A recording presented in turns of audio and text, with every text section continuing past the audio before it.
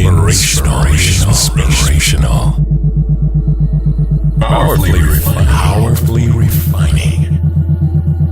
And unapologetically controversial. Conversations with the Royal Empress. The entire world knows the secret of who you are. Now is the time to step into your queendom and become the Royal Empress that you're meant to be. One woman at a time. Conversations with the Royal Empress. Now Akila, she's the analytical Empress.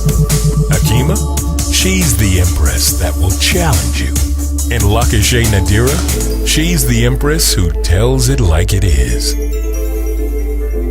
Now, straighten up your crown and be elevated through conversations. Conversations with the Royal Empress.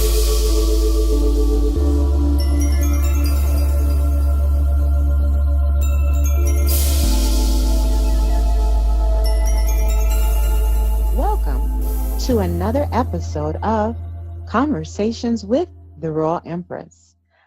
This is Lakashay Nadira, and joining me are my two beautiful co-hosts, Akila and Hakima. We welcome you to join us in this topic entitled, Is There a War on the Natural Inclination that the Male and Female Have Towards One Another? Is it nature or is it nurture? Well, let's get to it, ladies. I guess basically the question is does it seem to be an all-out war on traditional relationships? Because we're seeing all kind of stuff on Facebook and other social media where every relationship style, I don't know. I keep hearing people saying, oh, people can just do what they want to do. It's freedom, it's their choice. What's the difference? It's almost like, are they trying to normalize all of these things? Like, I don't. Everything seems to go. I mean, everything goes when it comes to relationships. I mean, I guess I've seen it all.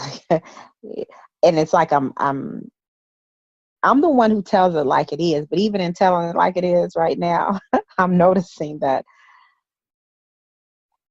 when you speak about these types of things, especially a topic like this, first of all, it's extremely sensitive. And here at the conversation or conversations with the Royal Empress, we respect everyone and their different views that they may have. We're not here to make judgment on anyone, but we definitely have our views and our opinions, and they vary. None of us, may think the same way on any given topic.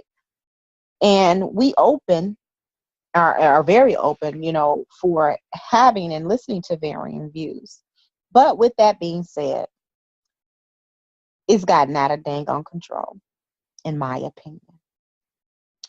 We have entered a place where anything and everything literally goes, and you're double and triple dared if you should even take issue with it and being accused of making judgment. And I'm going to give you a case in point, because we're talking about relationships, various different types of relationships.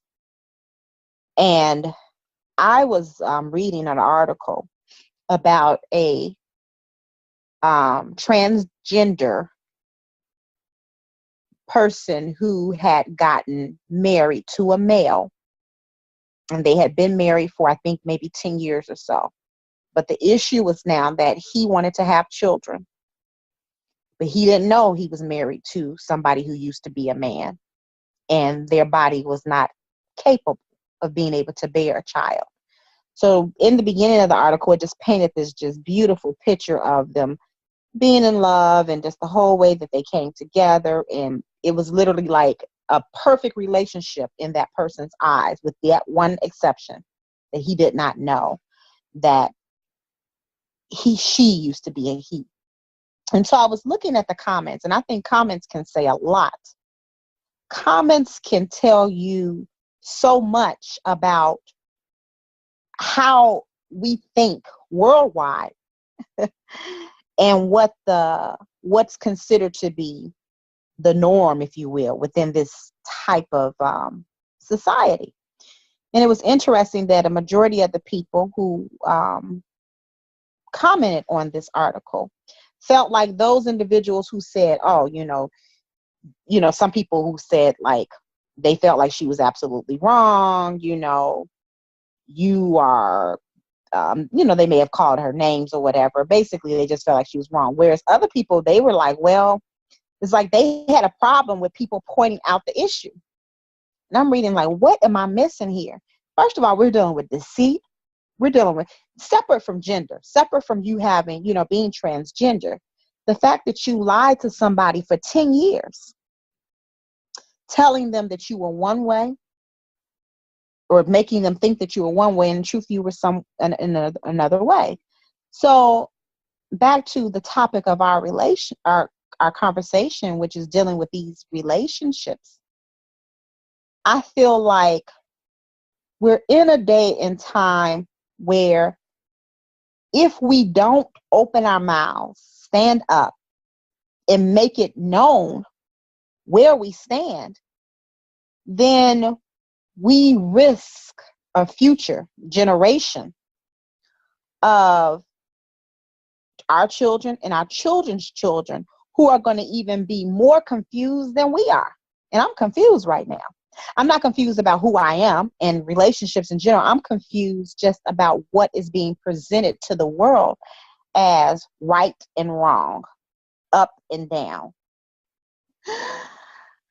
I mean, I definitely agree.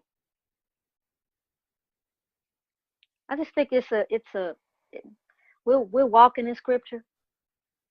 People read scripture and it's like fancy stories and it sounds nice. We don't realize those stories that's us. We're reading about ourselves. I mean, there's a war that the devil is having with God. And what better way to try to get back at God and just destroy the very creation in which he loved, and that is the creation of the woman. What better way to try to attack woman is to destroy the foundation of the relationship. I remember Minister Farrakhan said sexism is just as bad as racism. The role of the woman it's minimized, it's reduced to almost nothing. We're just here for pleasure. It reflects society and how a woman is promoted, how a woman looks at herself, and it just reflects the whole concept of a relationship, a union that's supposed to be ordained by God. We're caught in a war right now. We don't realize it, and then we're falling for the propaganda of war. We're starting to believe how society believes. Just to coincide with the comments that was on that page, just like, you all have fallen into the hype. You all believe in what society is telling you, but yet everybody's running away from what God has set in stone on how a relationship should be. I don't. I'm just amazed, I think, and to what you were saying. You look at people who talk about having open relationships, and more so, I would say open marriages. And to me, a husband that's okay with another man being with his wife, I don't even know how to reconcile that in my mind. Because I cannot see how love is anywhere in that picture. A wife to a husband is like it's like a prize. It's and so I just can't see how any man could be okay with that.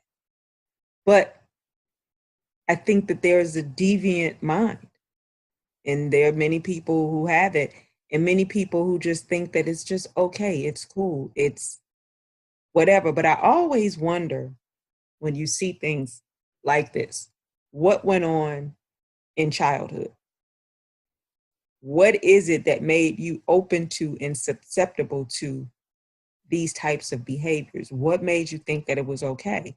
And it's as if we think that we can just have this free for all. But, you know, we also live in a time now where a lot of people are anti-religion, period. So even when we talk about, well, what God's plan or how God sees things, well, it's a lot of people that give no credence to that at all, because they don't believe in a higher power. And well, they don't believe in it in that way, because you have so many people that feel like these are fairy tales and that Right. God doesn't exist. So if you feel that God doesn't exist, you know, then you figure, hey, I can just do whatever I want to do. You make an That excellent point, Yeah.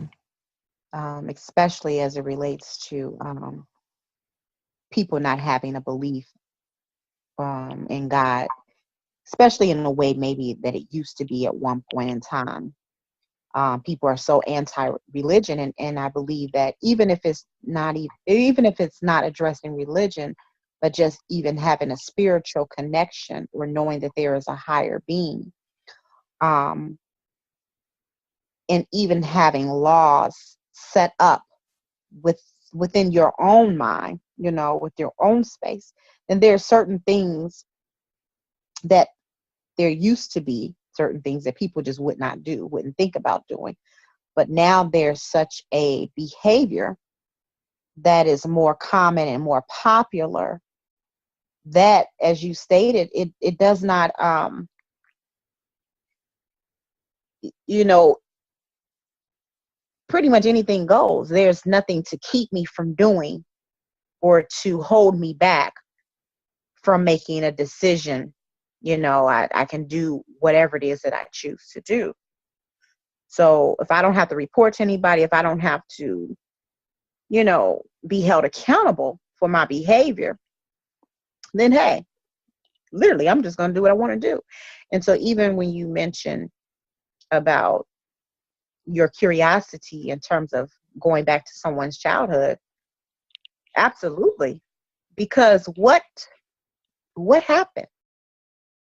You know, what took place that made you feel or gave you this idea, this thought, this energy that is completely really opposite of your nature, opposite of who you were created to be.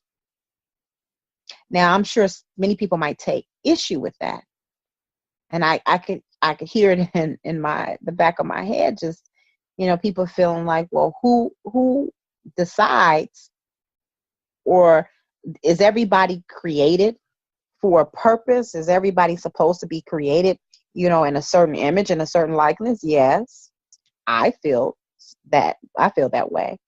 And it's fine that most probably would not agree. But the interesting thing about it is that we give more power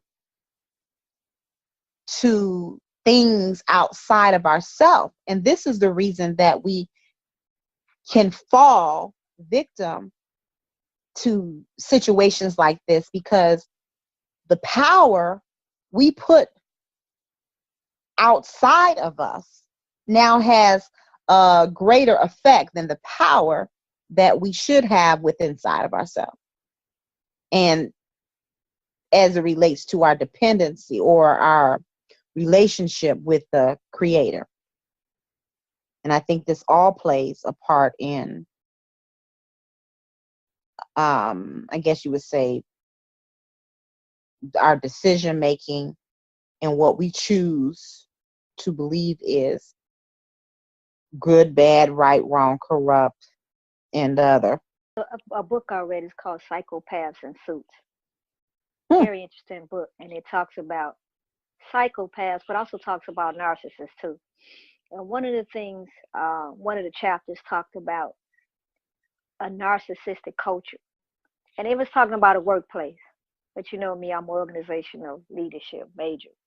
So to me, I look at life as one big company, because there's a culture to society.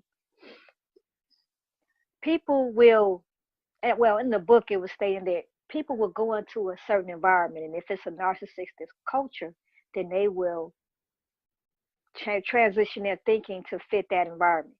So if cutthroat activity is what it is in that environment, then they agree with that. They'll adjust to that because they want to be accepted in that environment. I think it's the same in this case. Is if I'm in an environment where I want to be accepted, and that environment is, hey, it's be whatever you want to be, or it's ain't nothing wrong with having an open relationship, open marriage, or ain't nothing wrong with being bi, sleeping with male or female. If that's the environment that I want to fit in, then that's what I'm going to emulate or practice. And it may have nothing to do with the way they were raised. It's just that the pull of the world is so strong for some people because they're so damn weak. They're more concerned with being accepted by people or society and not being ostracized than they are being accepted by God. That's the problem. You have people who would rather be in an environment doing things they really don't want to do. This is why they're so sick all the time, because they're acting against their own nature and their own desire. They're so weak, they adhere to what everyone else is doing. I think that's the issue here. I just think that people spend too much time trying to be accepted by people in a certain environment because they don't want to be ostracized and be alone, and they're willing to do any and everything to be accepted. Not even if that means going against how they was raised, because I know some treacherous people who was raised by good people, great environment, but no, you chose to disregard how you were raised just to be accepted in a certain environment, and now you've changed your thinking to that environment. That's just a different aspect I want to come to. That is interesting. But I mean, I see how that is, because we do live in a society where people like to impose their views and their will on other people. And then they want to, those who are in disagreement with them, we've gotten into this bullying of people. Yeah, where you're criticized for wanting to be moral. You're criticized for having a viewpoint. Oh, you're a judge. You're judging. And here's Exactly. Hell, the Bible had judges. The Bible had judges. That's what the judges did. They decided right from wrong. So when people say that, you're right, Negro, or whoever I'm talking to, I am a judge, because just like the Bible had judges, I'm about to judge this situation, this act. Not necessarily judging the person, you're judging the act. That's what you're doing. Anytime you put something before the public, you open yourself up to scrutiny. And see, that's the thing that people fail to realize. What we want to do is we want to do whatever the heck we want to do in front of everybody. And then I see you and you want me to shut up.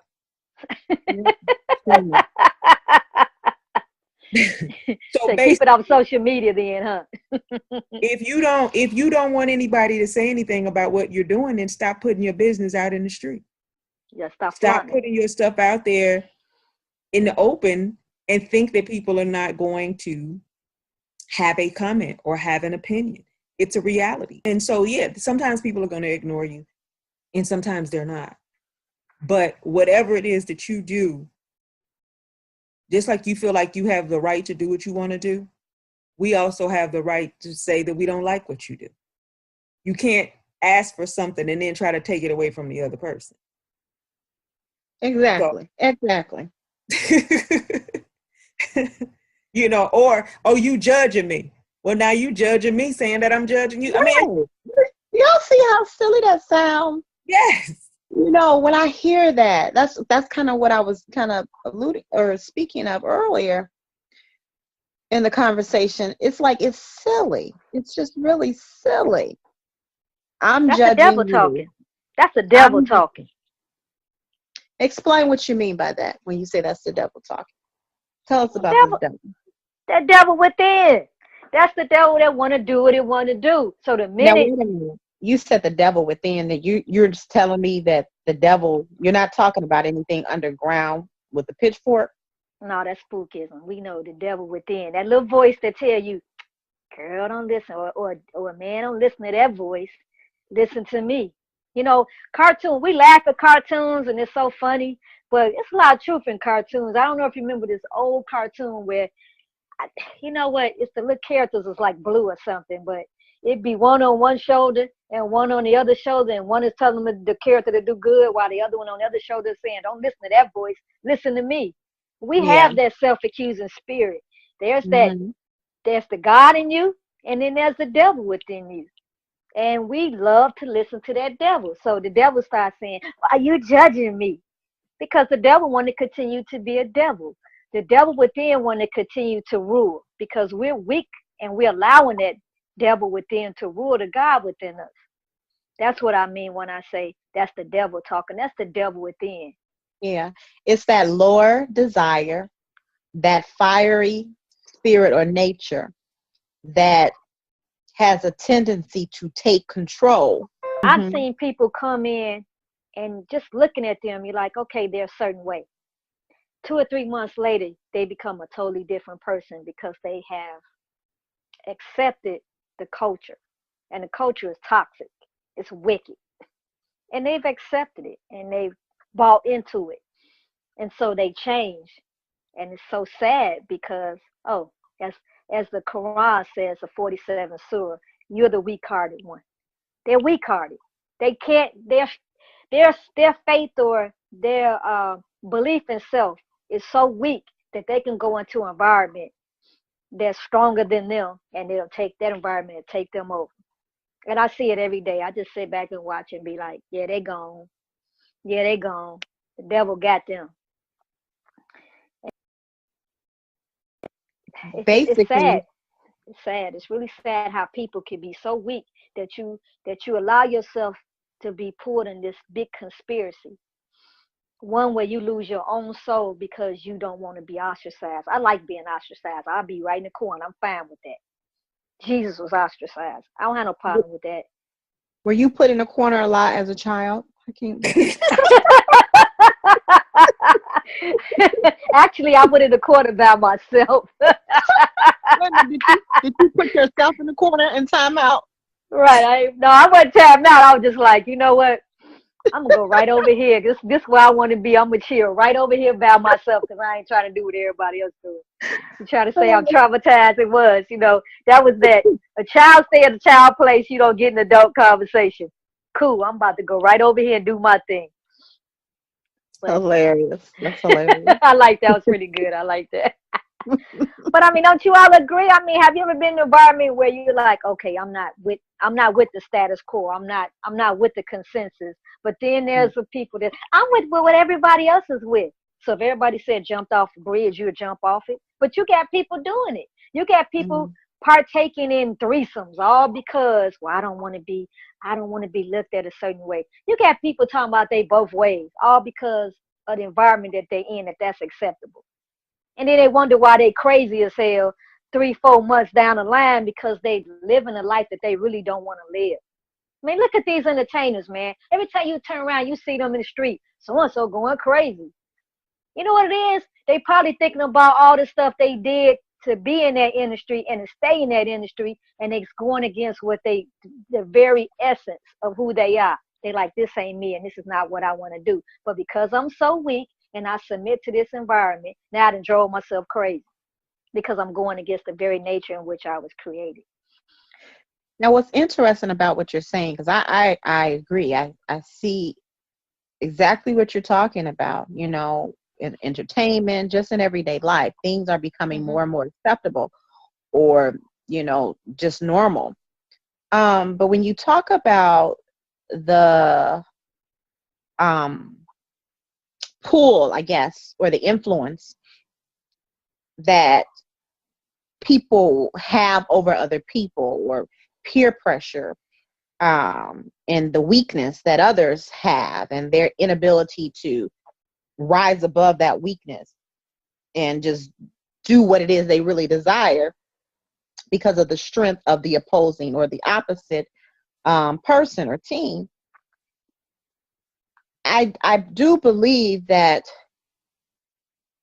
the world that we live in now, it's like it's difficult for a person who is not rooted and who does not have a strong foundation spiritually to be able to survive in a space where there is such a gravitational pull. So although I do agree exactly with what you're saying, but I also understand that it is so challenging because every time you turn on the television, every time you listen to the radio, every time you engage in conversation, outside of the protected space of your home, it's like there are things that are constantly pulling you in. And again, if you're not rooted, if you don't have a strong foundation, then you're going to get blown away with the wind. And I think that's what's taking place. And I think it's becoming even more and more challenging for people to stand their ground because there is no ground, because the ground is shaky. There's no foundation. So like when you mentioned earlier, people who've come from good homes that were raised a particular way, but they still decided to go in a certain direction, that pull. And even when you were speaking of the environment that you work in, within the penal system, I was just thinking about how oftentimes you will see somebody who's been incarcerated for a period of time, and they may take on a space where they may decide that, they're going to be, walk a righteous walk, if you will. And they do fine, as long as they're behind bars, as long as they're incarcerated. But then you let them out into an environment where now there's so many other experiences. It's like, whoa, wait a minute, whoa. And then they go back in another direction. But the thing is that they had training wheels. They had a protection. They had a safety net that kind of kept them in a certain place and didn't really allow them, although they had the freedom to do what they wanted to do, it was easier. So I guess what I'm saying is it's just become even more difficult, way more difficult from when we were growing up. Because even though there's always been peer pressure, it seems like there were other things, whether it was faith or, spirituality or your parents or whatever, the stronghold or that influence, it had a tendency to just keep us to where we were supposed to be.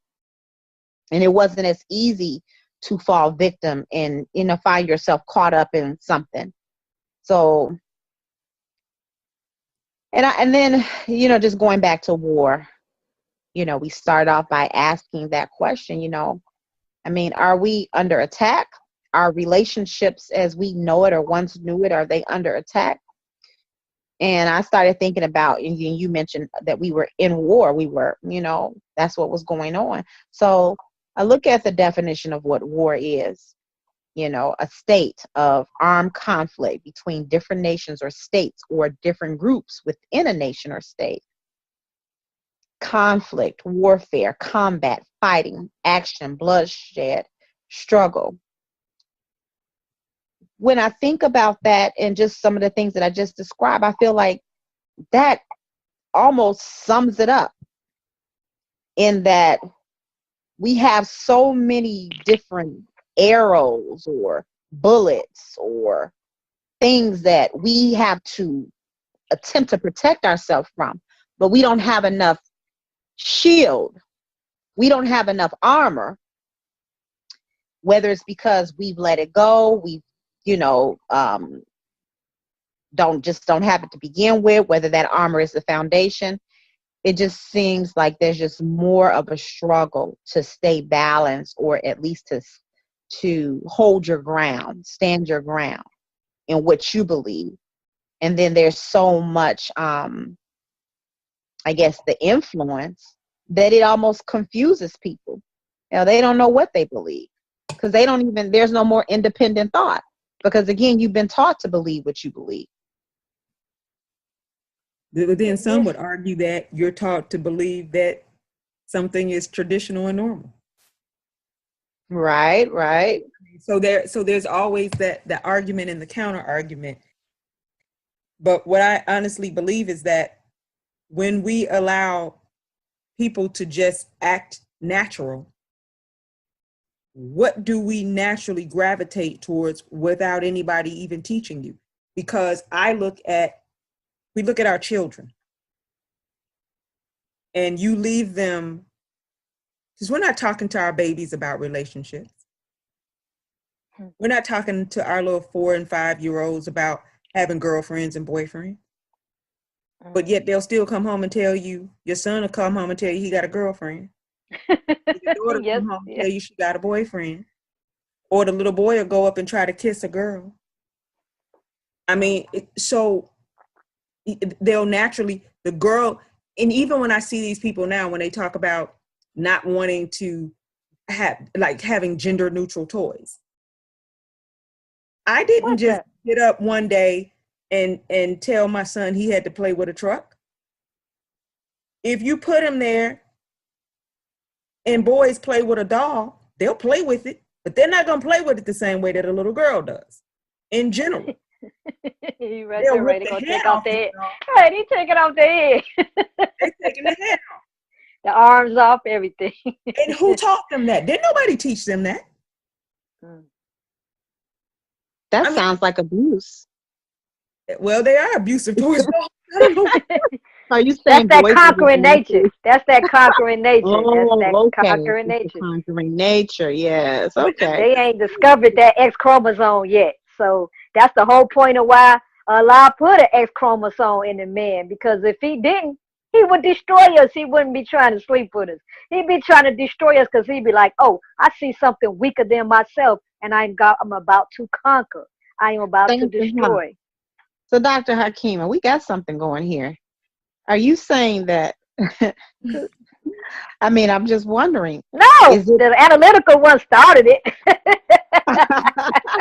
I mean, my whole point is she got deep on us, boy, with the toys and everything.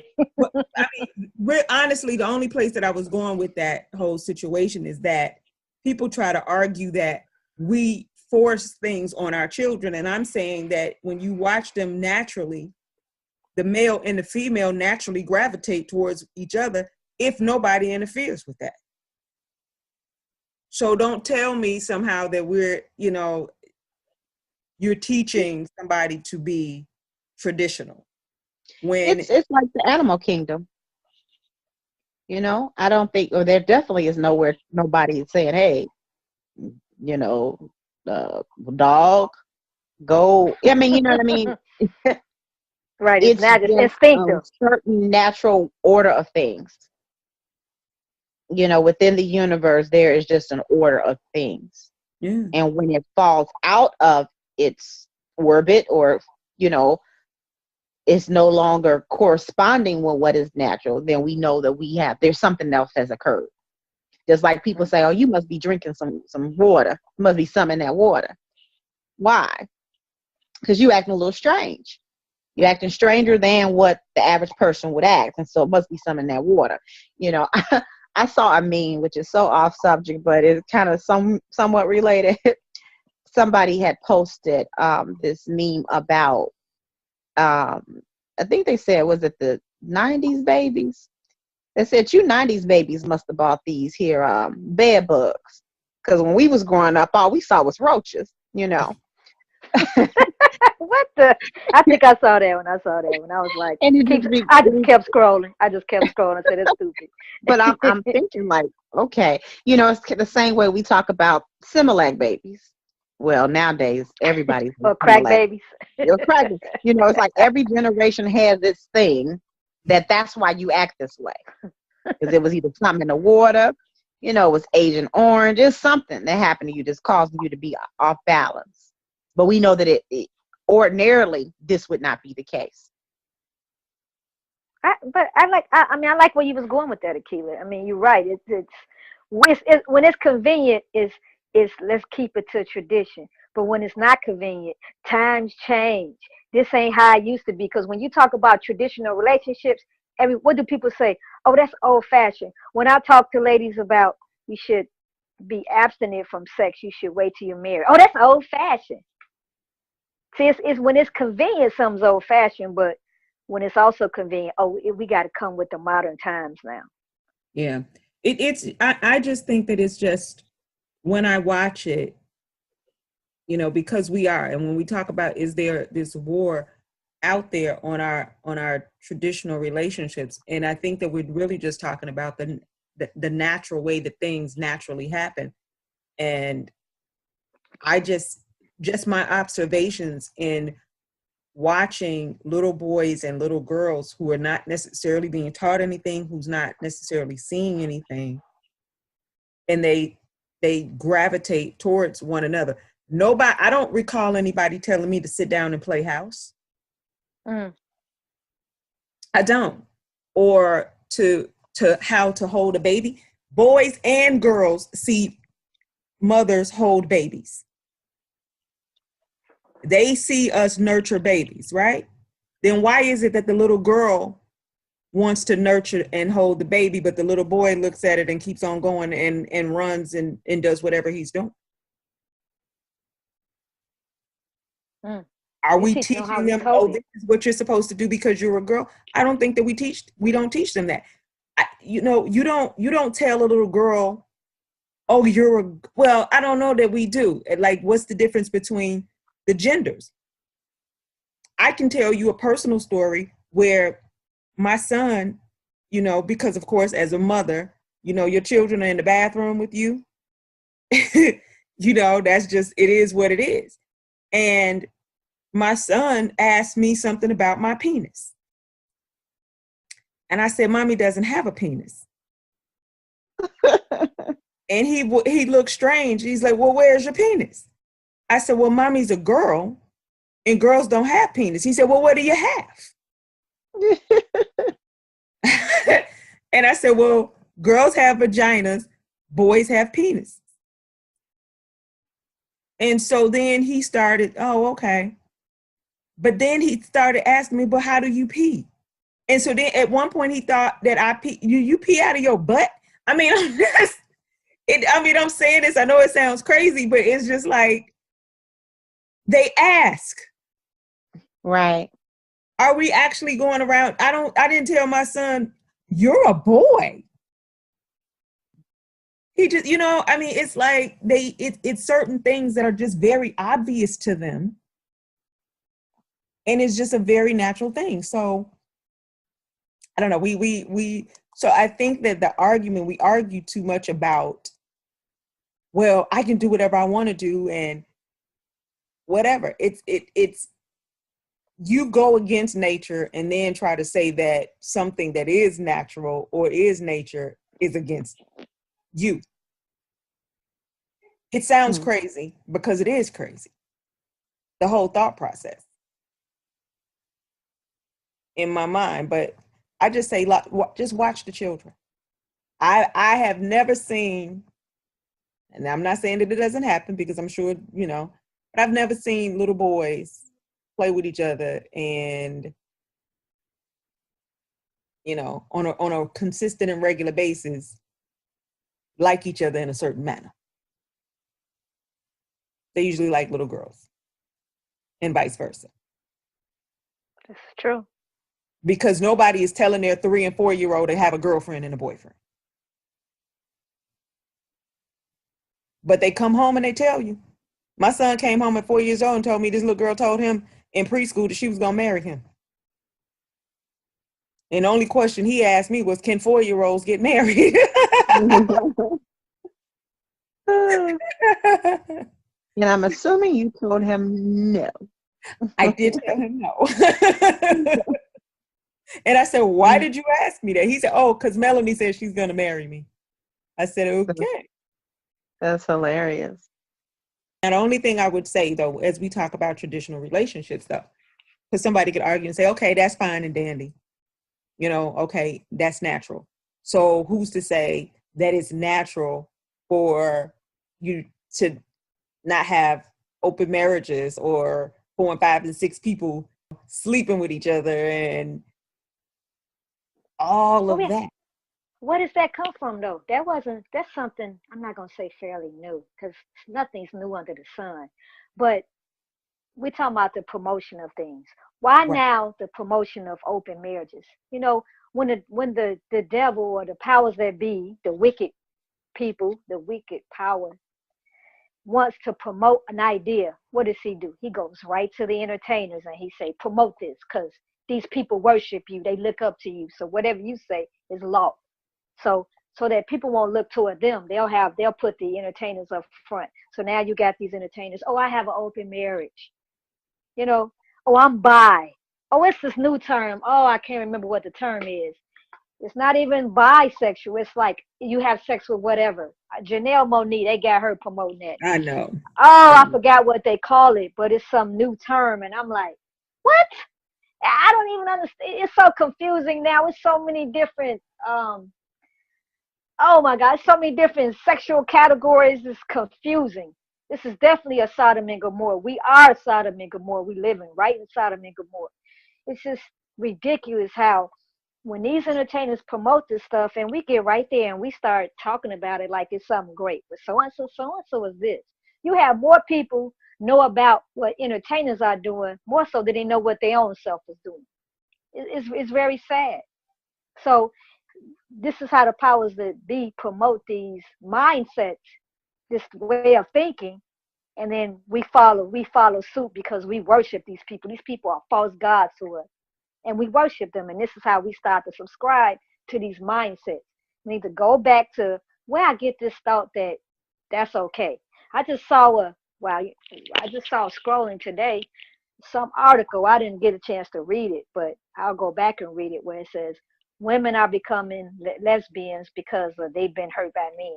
So now this is the new promotion of things. So now promote that so that all the women that have been hurt by men could at least be open-minded. See, the idea is to get you to open your mind. Once you open your mind, they can water that seed, because now the seed has been planted. So now a year from now, you first was against it, but a year from now, ain't nothing wrong with that. See, we don't Right. realize we at war. Yeah, we do. We do open our minds to things, but my concern is when you have this open marriage or these relationships where everybody and their mom is, doing whatever with whoever and however, how do you really feel when you get up from that? And I think that people will never really tell the truth. Are you still empty inside? Because my thought process when you're doing something like that is that you're in search of something because you're not fulfilled in some kind of way and you're looking to fill some type of void that you're feeling. Is it filled after you do that? Or are you still looking? It's like a drug addict that once they've used a gateway drug, now it's on to the next thing. I need the next high and I need the next biggest high. And that's what I see with people now with the way that we're doing. What is the next thing that I can do to try to bring some type of fulfillment to my life? Why are we unfulfilled? What is it? Why do you need all of this? Why do you need, even going back to you Hakima, when you're talking about the living in a narcissistic society, narcissists are never satisfied. Right. They need attention, and people will get attention. And the reality of it is especially people who were deprived of attention, they will get any kind of attention they want, be it negative or positive. Or the ones used to it. So now they feel entitled to get it. And we'll do the next, well, that's the person that's on the drug that need that next high. Mm-hmm. You got to. Once you've done this, then what else can I do to get even higher? Mm-hmm. There's a lot of truth to that. And I'm going to give an example at work. Okay. Now, there's this thing that in the prison system, and there's not a lot of women there. So the women that's there just comes up. there's this thing that if you a 4 or 5 in the street, you a 10 in the joint, right?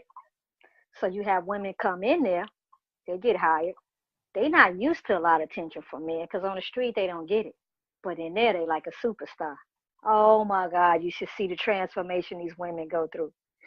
They will be, I won't say average or regular, but 2 or 3 months from now, they look like a doggone supermodel. Weave down to their ankles, makeup, nails. I mean, you think it's a doggone modeling show. Why? Because I'm drunk off of this now. I was validated because all these men saying, "Hey, baby, how you doing?" And that's the officers included. They had the same mindset as the inmates. They act like the only women they have access to is the ones that work there. That's how many of them think. So it's women say, "Oh, I'm not used to that," and now it becomes like a drug, and you see the transformation, and you go, "Wow, the whole attitude has changed." They don't act like a 4 no more. Now they act like a 10.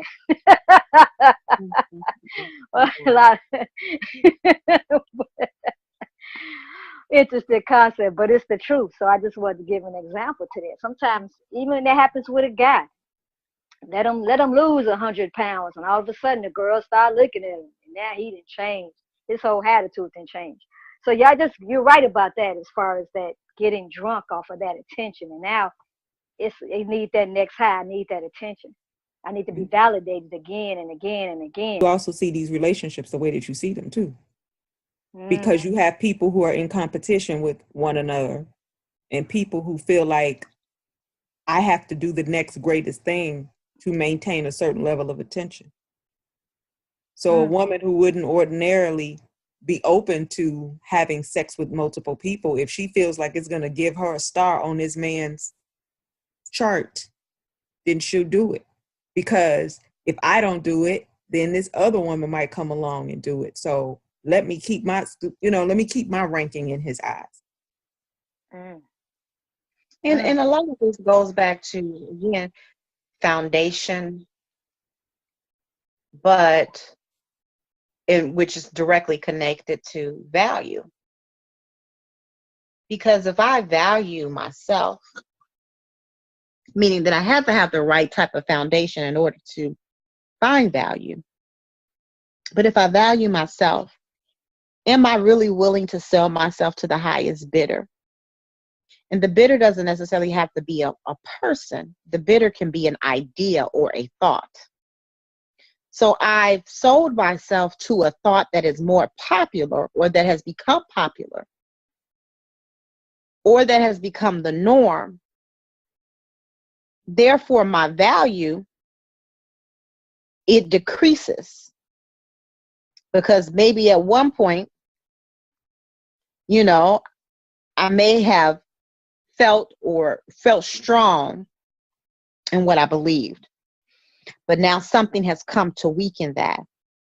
And now I've succumbed to something that I didn't even think that I would ever succumb to. So you talk about, I think earlier, one of you mentioned, feeling a certain way at one point in time. And then you check back in a year later or a month later because somebody has continued to feed you something. And now you believe that, or what you once believed is out the window. You weren't open to this before, but now you're completely open. But the value, I believe, goes down.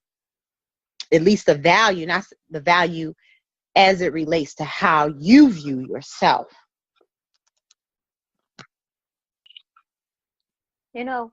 This it's interesting, and I'm finishing off Minister Ava Muhammad's book, Naturally Beautiful, and she's talking about, it was one of the things that's discussed. I was just reading earlier about how we spend too much time needing to be validated by others. We're looking for external factors for fulfillment. You're not gonna get it. Do you understand? You have to look within. That's the only way you're gonna truly be happy. We're too busy looking for outside of ourselves for validation, but we're not looking within ourselves. The journey to God, to find God, is within, not externally. And so you will never find happiness on an external level. You got to find it on an internal level. And that's the issue with so many people. People are not happy. So getting in a marriage, if you're not happy individually, you're not going to be happy in a marriage or a relationship. So what do? Let's have you or the person you're in a relationship ain't happy. So you both decide, let's have open marriage because this is going to make us happy. Or let's just have a threesome because this is going to make us happy. And you're still not happy. It's the problem with people. It goes back to that drug. I need that high. I need something new. So this is new for them. I need to have a new partner in my bedroom because that's new. That's something I need. That's something I can feed off on. Let's have, man, you really you hit that on the nail, sis. Right?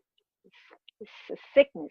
It's a disease of the heart, as Allah says in the Quran. He will increase the disease in the heart. So if you don't want to listen to those that He sends to you with a message, He said He will increase the disease in your heart. And some people even increase the disease in their heart because they've been warned. People have been trying to tell them you're going the wrong way, but they didn't want to listen. So either you adhere to the message or have that disease in your heart increase. Yeah, but you'll never be fulfilled if you don't get fulfilled first yourself. There is nothing externally that can actually complete you or fulfill you. So I don't know, what do we think are some solutions? I think you have to study. You have to find God within. And that's a beautiful journey. It's a difficult one, but it's a beautiful journey. You'll get all the stimulation you need because you ain't gonna have to worry about what somebody else doing. You ain't gonna be concerned with everybody else's business. You ain't gonna care what the entertainer's doing because you're gonna spend too much time trying to find a God within. That's one solution. A second solution is stop getting to not fast. You got to break yourself from these addictions. That's the problem. You fast, you build your will. So if you want to find God within, deny yourself of these things of the earth that you love. That's how you're going to be able to break yourself of that habit. How you build discipline, you fast, you go without eating. That's how all the spiritually strong people have done it. It's already been proven to work. Do that. Those are the two most important, and that's gonna keep you busy. The number one gonna keep you busy. I'm telling you right now. I'll get back with you in about 5 years, and you still gonna be on that journey. I'm telling you right now. I'm still on it. That's the journey that you never return from. You'll always be looking for the God within or perfecting that God within, trying to meet your ultimate perfection. So that's a journey you'll never return from anyway. That's why I'm always glass on gossip, because I'd be like, no, I ain't know nothing about that. People say, you ain't know? No, I didn't know. How you didn't know? Because I'm not focused on everybody else. I'm trying to perfect the God within. So those are two things that I think we should be doing. And like I said, the number one thing, you're going to be busy on that one. I agree. I agree. I can't really think of anything else either because, like you said, what you've already offered, it's going to take up your time and it requires a lot of focus. So, the best thing that we can really do is work on ourselves and the building of that relationship that we have, with the Creator. When you were prayer, speaking, that's it. Add that prayer. in there, like I say. Thank you. Okay. Prayer, yes. Absolutely. I think sometimes we just know that's a given, but no, we have Right, to verbalize it. right. We have to We have say it. to That's say why I it. said, oh yeah, Yeah. because we always assume that's a given. Because prayer it's like, and I've used this example, before, but it's like having a tank of, a car tank, and seeing that it's almost depleted and on E. Well, how many miles have you driven today? How much has the engine been running? And have you made a stop at the gas station to fill up and to get what is necessary to run the car?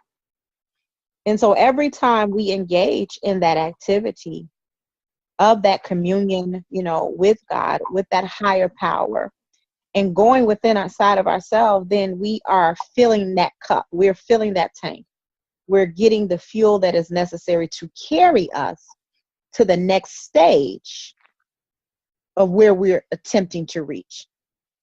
You won't be able to get far. Your gas will run out if you think that it's possible for you to just roll, on one tank of gas and you trying to go 755 miles. I mean, yeah, it's impossible. Unless you got one of these newer vehicles. But even still, you're going to need to refuel, and that is the best way that we can do it, with that connection that we make with God. Can I read a prayer? I want to read this prayer for our listeners, because I've had some conversations with people, and they say, well, really the thought is, how do I pray?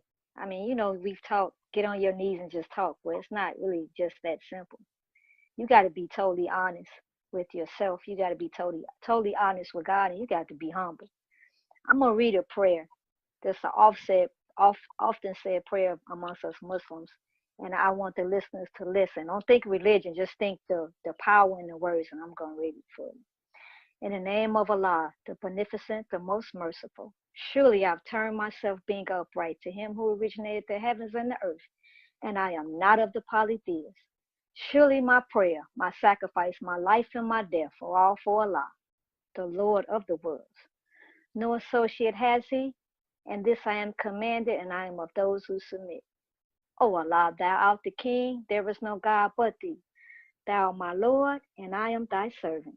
I have been unjust to myself, and I confess my faults. So grant me protection against faults but Thee, and guide me to the best of morals, for none guides to the best of them but Thee, and turns away from the evil morals but Thee. So I just want to just put that out there for people to, if you got to rewind this and listen to them words, that's you being humble and going to the Lord and say, I know I haven't been how you've created me to be, but I'm coming to you because I want to change. That's a very powerful prayer. And when I say, you say that prayer, and whatever you got on your shoulders, man, it's just going to come down if you're sincere. So that's our recommended prayer for today. I don't like for people to listen to my prayers when I'm praying. It's so private to me. But anyway, I just want to throw that out there for those who may need some guidance on prayer. That'd be a good way to end off this conversation with a strong prayer. We let God speak. That's what we did. So that's how we ended this right there. Well, thank you for that prayer. I think it was absolutely timely. And we all can use direction. And so with that being said, we thank you for joining us on yet another episode of Conversations with the Royal Empress. We look forward to you joining us next time.